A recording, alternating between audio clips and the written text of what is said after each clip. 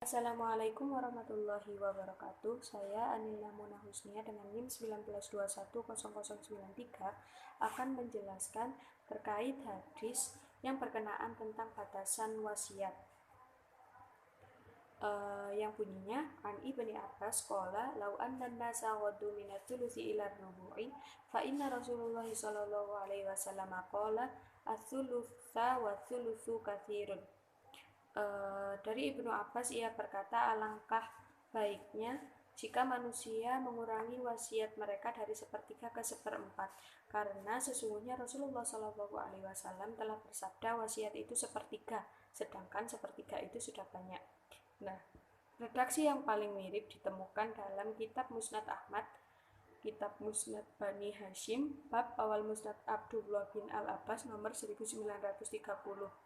Nah, dengan redaksi yang hampir sama, hadis ini juga ditemukan dalam Sahih Muslim, kitab wasiat, bab wasiat itu dengan sepertiga harta nomor 3080, juga dalam Sunan Ibnu Majah, kitab wasiat, bab berwasiat dengan sepertiga nomor 2702, juga dalam Musnad Ahmad, kitab Musnad Bani Hashim, bab awal Musnad Abdullah bin Abbas nomor 1972. Nah, dari beberapa hadis yang hampir sama redaksinya juga terdapat perbedaan, yakni pada awal matan ada yang memakai kata wuditu yang artinya aku menginginkan, ada juga yang memakai kata lau yang artinya alangkah baiknya. Nah, ada juga perbedaan redaksi lain juga ditemukan dalam tengah matan, yakni ada tiga riwayat yang tidak memakai kata fil wasiyah kecuali dalam Musnad Ahmad nomor 1972. Selain itu, pada akhir matan juga terdapat perbedaan, yakni ada yang memakai kata ats-tsulusu katsirun au kabirun, ada yang memakai kata ats-tsulusu katsirun saja. Nah, untuk pembahasan Rijalul Isnad, para perawi yang akan dibahas dalam pembahasan ini adalah perawi yang tercantum pada redaksi hadis yang ditemukan lafadznya paling sama, yakni pada kitab Musnad Ahmad, kitab Musnad Bani Hashim, bab awal Musnad Abdullah bin Al-Abbas nomor 1930. Di antara perawinya adalah Ibnu Abbas yang memiliki nama asli Abdullah bin Abbas Abdul Muttalib bin Hashim. Beliau adalah seorang sahabat yang hidup di Marur Rauj. Hadis yang beliau riwayatkan sangat banyak dan kebanyakan tercantum pada Musnad Ahmad. Nah, Ibnu Abbas ini juga biasa dipanggil Abu Al-Abbas. Beliau pernah hidup di masa Rasulullah hingga wafat pada tahun 68 Hijriah. Selanjutnya ada Urwah bin Az-Zubair. Beliau memiliki julukan Abu Abdullah. Beliau merupakan salah satu ulama tabi'in kalangan pertengahan yang memiliki nama asli Urwah bin Az-Zubair bin Al-Awwam bin Huwailid bin Asad bin Abdul Izzi bin Qub.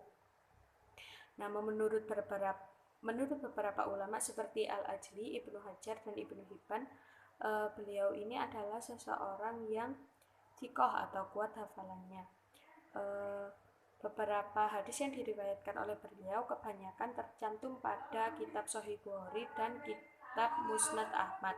Beliau hidup di Madinah hingga wafat tahun 93 Hijriah. Selanjutnya ada Hisham bin Urwah. Beliau adalah salah satu tabi'ul atbah kalangan tua yang biasa dipanggil Abu Al-Mundhir.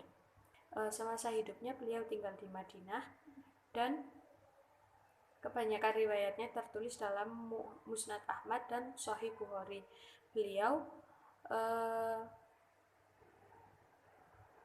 adalah perawi yang jujur, memiliki sifat adil. Namun beberapa ulama mengatakan bahwasannya hafalannya itu kurang sehingga sering keliru dalam periwayatan. Beliau wafat pada tahun 145 Hijriah. Selanjutnya ada Abdullah bin Numair. Abdullah bin Numair ini biasa dijuluki sebagai Abu Hisham. Beliau merupakan perawi terakhir dalam jalur sanad ini. Ulama seperti Yahya bin Ma'in dan Ibnu Hajar menyebutnya sebagai ulama yang thiqah. Beberapa hadisnya banyak sekarang tercantum pada kitab Musnad Ahmad dan Sahih Muslim. Beliau wafat pada 199 Hijriah. Nah, dari beberapa Uraian yang dicantumkan di atas yang saya uraikan tadi dapat disimpulkan bahwa hadis ini tergolong sebagai hadis hasan karena adanya kecacatan dari salah satu perawinya tadi, yakni Hisham bin Urwah. Nah, untuk selanjutnya yakni lugat al-mushkilat. Ada lugat al-mushkilat di dalam hadis ini, yakni kata ghaddu dalam kamus al-ma'ani artinya ghadda yawuddu yang artinya menundukkan. Nah, dalam hadis ini ghaddu tidak dapat diartikan menundukkan melainkan mengurangi. Mengingat pembahasan yang diulas dalam hadis ini adalah terkait konteks bilangan atau jumlah. Untuk al-asyarah wal idah diceritakan bahwa Ibnu Abbas kala itu menganjurkan agar kaum muslim itu mengurangi wasiat yang diberikan dari 1/3 ke 1/4. Pengurangan kadar ini untuk memberitahukan bahwasannya menurut Rasulullah kadar 1/3 itu sudah banyak. Jangan sampai berwasiat itu lebih dari 1/3 karena 1/3 itu sudah banyak. Nah, untuk menghindari lebih dari 1/3 ini adalah dengan jalan dikurangi menjadi 1/4 karena Rasulullah tadi pernah berkata kadar 1/3 untuk wasiat itu sudah cukup banyak. Nah, hadis ini juga menjadi penjelas dari ayat Al-Quran yakni surat Al-Baqarah ayat 180 yang memerintahkan untuk berwasiat secara baik atau ma'ruf.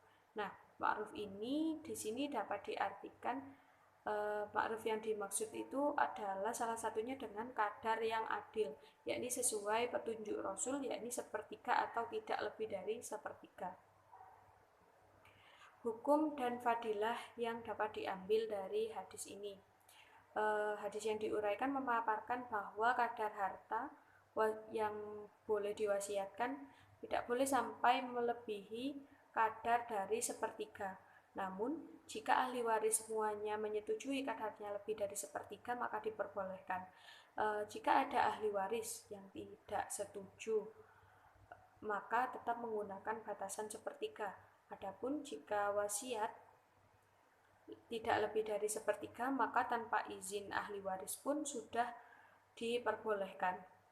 Nah, dalam bukunya yang berjudul Fikih Islam wa Adilatuhu, Wahbah Zuhaili ini mengungkapkan bahwa mazhab Malikiyah dan Zahiriyah berpendapat bahwa jika sebagian ahli waris mengizinkan dan sebagian lagi tidak mengizinkan, bahwa maka pembagian hartanya itu berlangsung 2 kali, yakni dengan izin bagi yang mengizinkan dan bagian tanpa izin bagi yang tidak mengizinkan.